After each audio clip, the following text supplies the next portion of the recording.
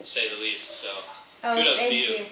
Well, it's a lot of research and a lot of learning, and you want to observe. Like, maybe you don't think about the workings of banks and government when you just walk into your local bank, but when you see that little sticker that says FDIC insured, or when you're walking down the grocery store and thinking, is this a need or is that a one? Then that's all thinking about money. So just think, what can I do to make sure my money's safe? How can I spend it or save it more, or invest it better? I'm sorry. Yes. I actually have a question. I have a question for you, actually, and it's kind of over. We talked about this a little bit today, and the current global state of affairs and things like that. And only because you mentioned the FDIC, have you had a chance to read any of these articles that have been circulating over the past 2 or 3 days about the FDIC and their deal with, I believe it's One West Bank? And have you looked into this at all? I actually did not hear about that. Tell me what that was about. I haven't heard of that. It's basically has to deal with the ongoing housing crisis and the foreclosures, and the aspect of where if One West owns your mortgage, basically, and you short sale on your house, the FDIC is required to insure between 80 and 92% of the loss to the bank.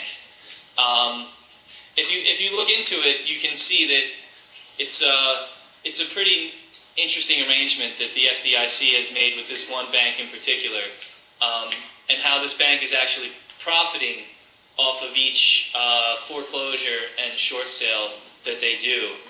So take a look into it. It's just kind of started circulating over the past 2 or 3 days. It's kind of come out. There's a couple groups now, and the FDIC has even released a press release back in response to these claims about this kind of selfish and unfair program, at least to the mortgage holder and the American taxpayer. That's a very interesting thing. So, a foreclosure and short sales. Now, does anybody want to tell me what a foreclosure is? When you take your house away. When who takes your house away? When the bank takes your house away. When the bank takes your house away. Very good. If people can't make payments to the bank, then the bank will take your house away. Now, what Kiki's saying is that if the FDIC is insuring the banks on that, then the banks actually might make money, which would not be good. So, yeah, that would be definitely something really interesting to look into. Foreclosure is another thing that's really been hitting the American economy hard, because a lot of people aren't able to make those payments, are relying on borrowed money for that, and so when that collapses, then that really leads to a whole big disaster with the housing market. Now, in this economy, it can be a lot harder to sell houses. It can be a lot cheaper also to buy houses. So that's something interesting to think about, is how the housing market.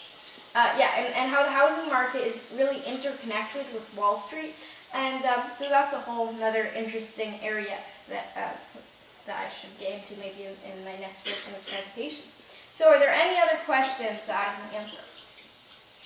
Yes, Angelica, we had some questions. Come on. Can you say? Go ahead. Everyone's all of a sudden. I really, honestly, can you come back? Okay, I'll say it. Can you come back tomorrow morning? I'll ask her. Karina.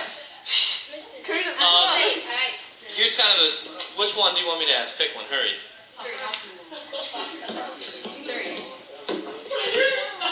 don't know. All right. This is kind of what we had talked about before, and it gets on the topic. It says,